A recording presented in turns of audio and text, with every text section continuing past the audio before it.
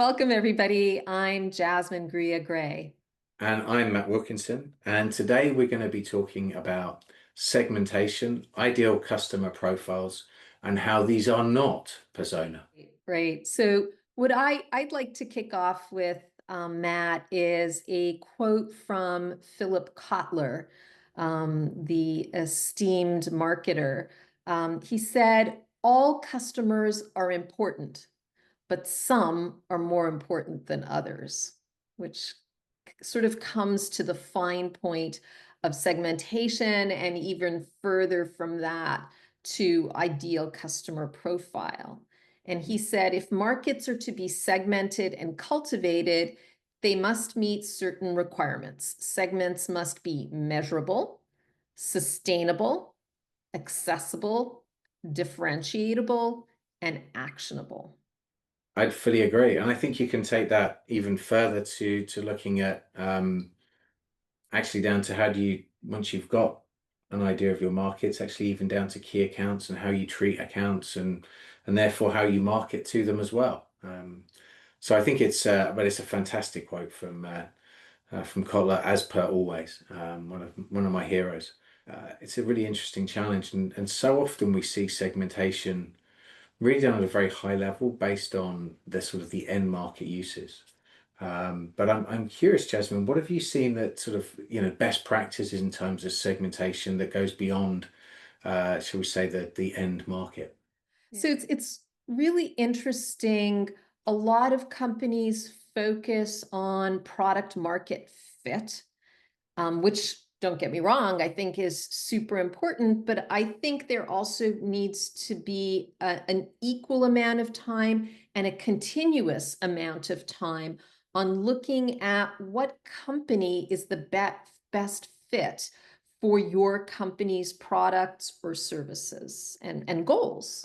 And so some of the best practices I've seen for established companies is actually go to your data, look at your own data, and look at where you're getting lifetime value with certain customers and what makes those customers a coherent group. Is it the size of the company and their behaviors on your website?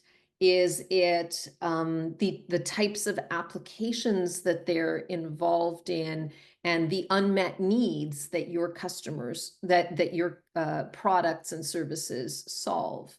So it's a combination of looking at the data from certainly from a firmographic perspective, but absolutely layering on top of that the attributes around environmental and behavioral. Fantastic. And so I guess it also comes up to could be a little bit down to the sort of the structure of the organizations internally as well.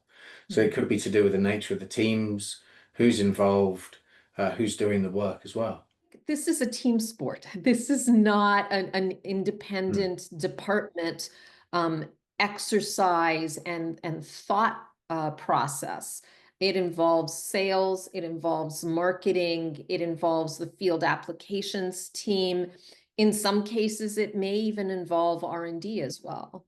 And so when we then move to ideal customer profiles, do we need to do we go backwards and forwards between our ideal customer profiles and segmentation, or do we start with segmentation and then look at our ICPs?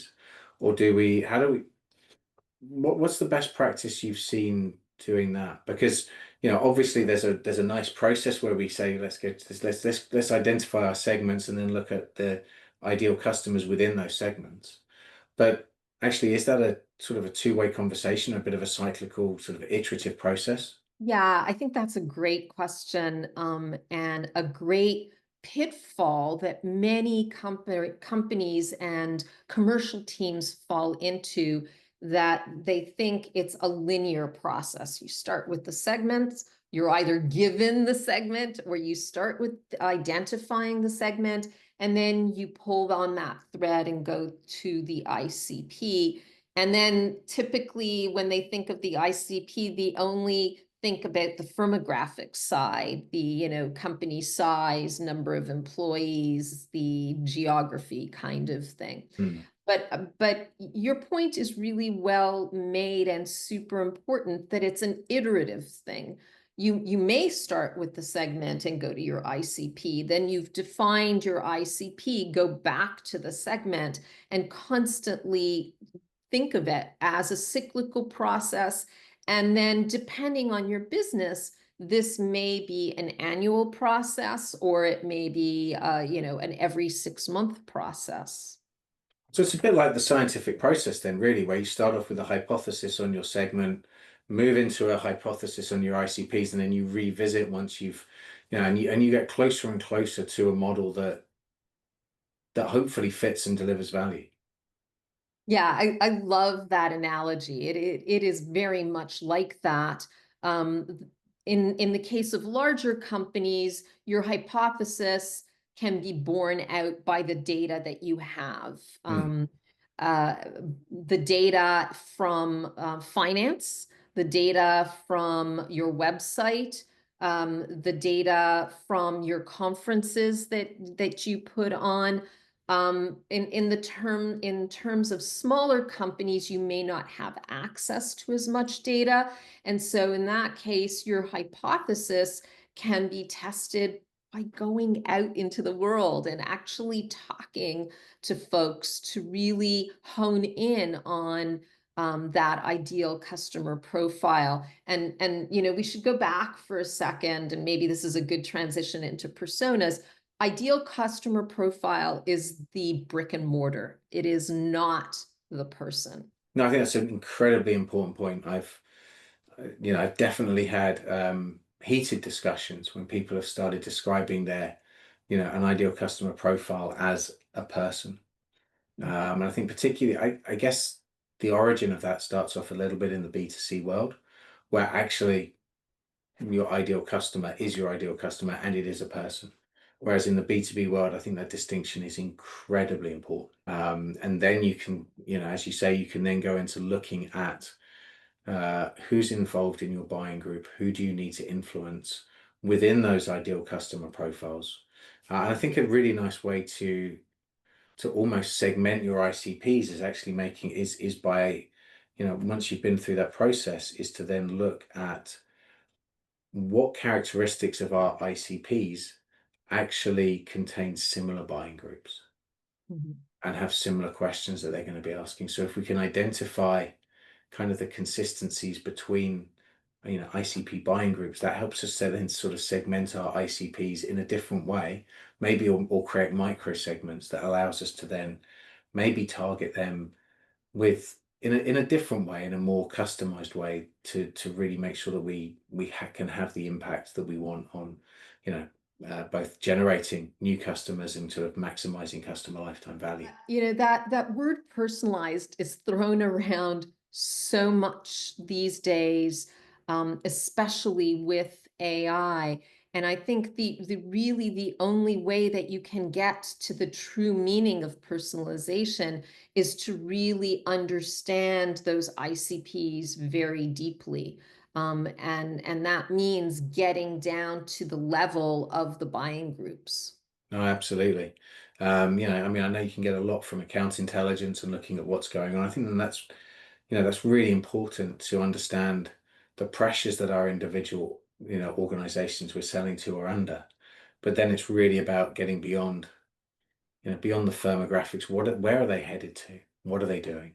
And of course, I was excited this week with the launch of Mia from Humantic AI, that with just putting two names in, the amount of data that you can get from an agentic, account intelligence sort of deep research approach is that's just staggering. I mean, what you can pull out now compared with 2 years ago. Mhm. It's almost criminal if we're not using these tools when we're going through these processes to be able to find out information that might be buried in investor relations reports, or what the investors are talking about, or then the other sides of things, that sort of looking at what's going on within the business. Are they having trouble recruiting? So all of these things I think can be such an incredibly powerful way to understand the pressures that our ICPs are under. I think what these tools enable us to do is give more meaning to the question of what keeps you up at night. Yeah. And it enables marketers to arm their sales partners with that kind of information. Not that you're going to know everything that keeps that company and that R&D group up at night, but at least you have a foundation of Mm. what's important to them and what's unsolvable by them, and Mm. how that then relates to your offering. Now, anybody that's ever been involved in sales will say you don't tell the customer about them, but you ask them good questions. I think it gives you a fantastic um, wealth of starting points for asking questions and learning more about your customer and what bothers them.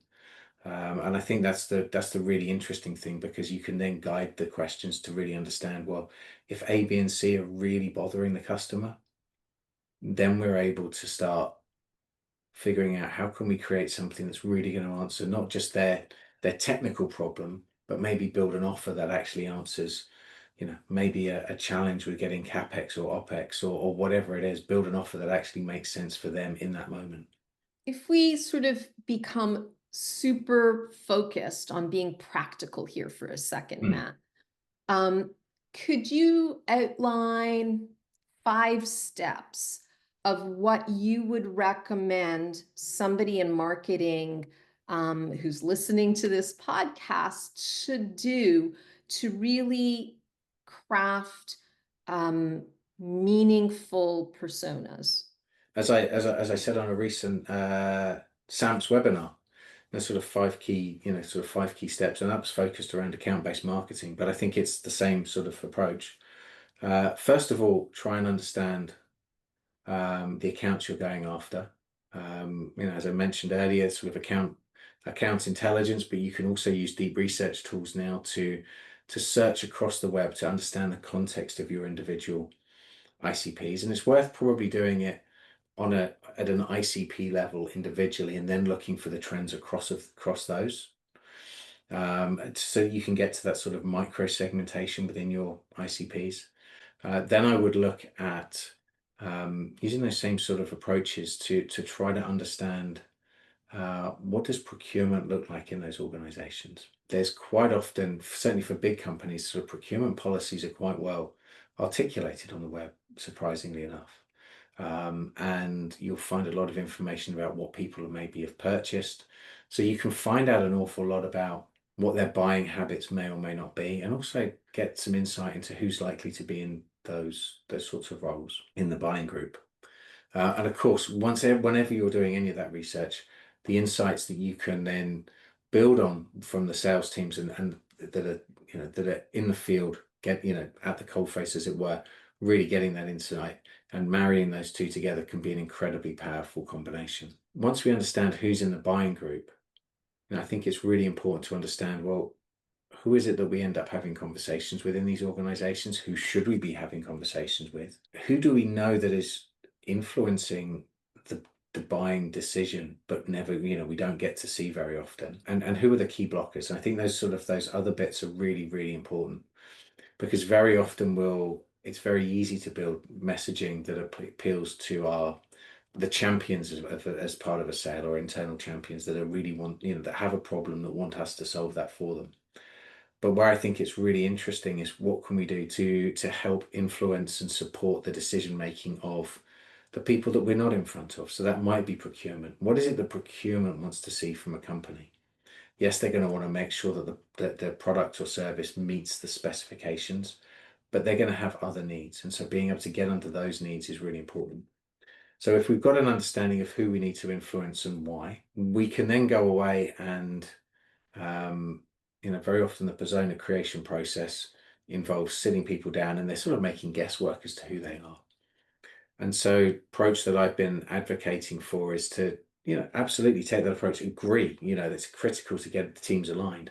But once we've got alignment, find real life examples of the types of people that fill those persona and agree on those, and then go away and use deep research sort of capabilities within OpenAI or Gemini to go off and search those LinkedIn profiles, and build really, really detailed persona based on the insights that we can glean off of the web, based on the profiles themselves and the job descriptions, because job descriptions give an awful lot away about how people are measured. Mhm. So by building all of that together, we can build really, really detailed pictures of persona based on publicly available information, which we can then take back to the sales team to validate or to edit and update. And then with that information in hand, we can then take those persona and create persona persona AI, as I like to call them, essentially in silico versions of our ideal members of our buying group. And that can then allow us to do a whole range of things from, you know, rather than just having to read and try and find the right information, from being able to ask them questions, all the way through to being able to brainstorm with them, to strategize with them, to get them to help craft messaging for them, or even to validate messaging that we've created and check that actually it does hit the right buttons. So there's a whole range of things there that sort of we can really use to better understand our persona. But I think it's really crucial that they're not just a one and done, and we don't just create persona, use them for a campaign, and then leave them to rot, to rust away on the hard drive somewhere. I think we really need to be able to turn these into, essentially in silico versions of reality that we can actually really, really use and extract maximum value for. The other thing I'll say is that the deep research approach, in about 15-20 minutes, you can get so much detail from those that date, from those searches that you wouldn't be able to get if you were doing that yourself. So in 15-20 minutes, you can do a better job of getting real insight from across a range of different profiles that you would never have got from doing it yourself behind a desk in maybe several hours of work. So I think that's a really powerful thing. The other thing, of course, is that if you've got more time, can you then go away and interview those persona themselves and enrich the data that you've collected with real life interview data? And it's really interesting that you can add into the end of those documents, the quotes themselves, or even just upload them separately and have them as two knowledge bases within the same custom GPT or AI assistant, and allow the AI to create the vision of what's important to them. There's so much there to unpack. Maybe if we start with your point about not letting this information just rust on a hard drive somewhere. I actually believe that today, persona and using AI to develop personas and use that as a resource becomes part of your marketing plan. Think about price, promotion, product, place, processes, proof points, and people is the sort of seven P's. That seventh P on people, I think, has been underutilized and underthought about when you build marketing plans for the quarter or for the year. And now AI has enabled us as marketers to really hone in on that people part of the seven P's.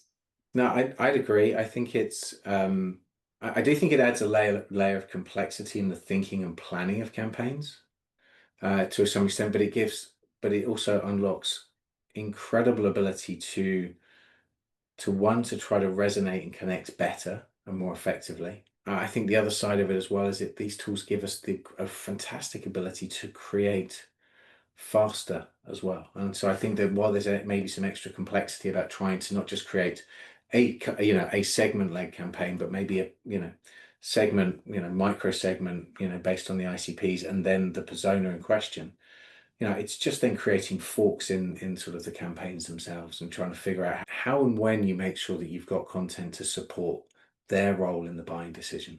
It's quite a complicated thing, but it absolutely necessitates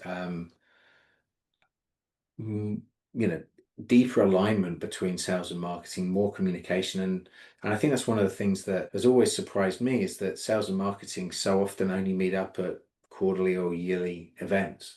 And other than maybe regional marketers speaking to the regional sales teams, as across a group, we're not necessarily solving problems together. And I think that's a big, big miss. No, I completely agree. I think a lot of these tools are now an enabler to bring the team together as a single commercial team, and discuss how to make campaigns better, how to make the sales tools and brochures and other marketing materials more useful, more resonant with the buyer persona you're targeting, and ultimately make the brand unforgettable. Absolutely. I think it's critical there. And I think that we're actually only at the start of this journey as well. Because as you mentioned, sort of getting the data and being able to understand that, but it won't be that far in the future before the data that we get from what people interact with, the stuff that we can at least see when they're on the channels that we own, and how they interact with us, being able to then leverage that back into update those models, whether you want to do that live or do that sort of on a, on a fairly, on a somewhat frequent basis, but being able to update those, the models that we create of our customers based on not just the hypothesis and research that kind of happens, you know, sporadically, shall we say, but being able to do that on a really frequent basis, I think is a really exciting prospect for me. I recently learned of this study that Gartner did in 2023, where they were looking across a lot of different industries. So it's not specific to life science, but they found that marketing teams waste 37% of their budget targeting the wrong audience. 37%. Uh, I'm That's wild. I'm lost for words, really. I mean, it's kind of unforgivable in many ways. And I guess it goes to show that maybe life science marketers are set up to do this well, particularly those that have come out of the lab, because we're trained to experiment. We're trained to come up with a hypothesis and then prove what we're thinking. I think that's also you know, sort of the basic foundations of an agile marketing approach as well. Mhm. But I do think the sort of the traditional desire to have or maybe a yearly marketing plan, if you will, where with everything with everything buttoned down, it kind of forces you into not being able to experiment and test and be agile as you go within each of those. So it's really about, yeah, we know there's some fixed points in time, but what can we do to be really agile and maximize every single thing, and how can we figure out how to test and learn before we waste nearly 40% of our budget, do it on the wrong things. Yeah, I think you bring up a good point. In my experience, I think there's a balance. You do need to have your annual marketing Hmm. plan just so everybody is aligned and everybody understands the big picture.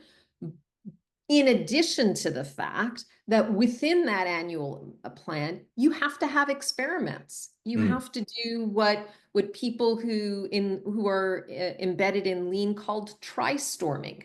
Go out and experiment and look at different situations, whether it's your ICP and better understanding what your ICP is for that quarter or for that year, having a scoring criteria for your ICP that applies for this Hmm. point in time, or whether it's experimenting with different personas and different messages for those personas to dial in the understanding of the pain points and the motivators. No, absolutely. I mean, I think with the tools we now, the tools we have available through, shall we say, some of the pay-per-click style advertising, whether that's on Google or on LinkedIn or wherever it is, we actually have the ability to run very small experiments and get some pretty interesting data quite quickly. I'm always taken, I think this was Tim Ferriss that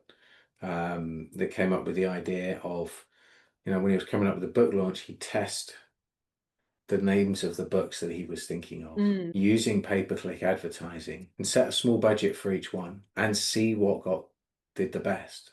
And then whatever was the best that, had the best click-throughs, that essentially spent his money the fastest, I guess, was the one that people wanted the most. And if that was the case, that was the title that he'd go with.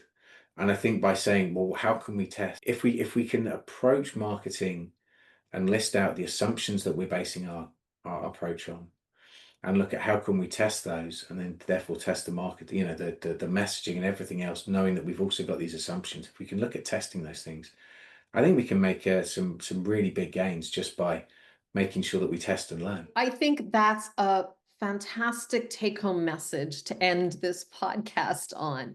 It is all about testing. It is making no assumptions, going into every aspect of marketing with an open mind and learning from other people around you and learning from the data that come out of the experiments that you run. Yeah, absolutely. Thank you very much for today, Jasmine. It's been great speaking with you as always. Thank you, Matt. I love the discussions we have, and thank all of you for attending another episode of A Splice of Life Science Marketing. See you again Okay. soon. See you soon.